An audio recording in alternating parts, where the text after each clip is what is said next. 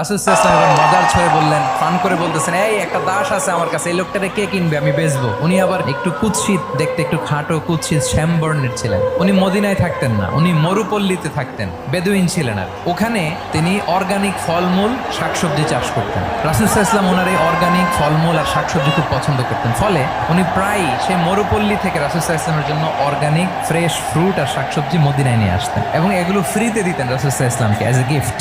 আর কিছু শাকসবজি ফলমূল তিনি মদিনার বাজারে বিক্রি করতেন। তো একবার তিনি এসে রাসূল সাল্লাল্লাহু আলাইহি ওয়াসাল্লামকে অর্গানিক এই ফ্রুটগুলো দিয়ে বাকিগুলো মদিনার বাজারে বিক্রি করতেছেন।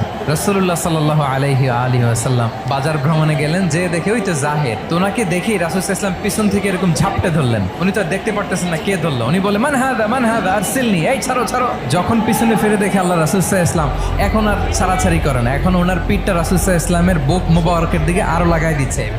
ফান করে বলতেছেন, এই একটা দাস আছে আমার কাছে, এই লোকটারে কে কিনবে, আমি বেচবো।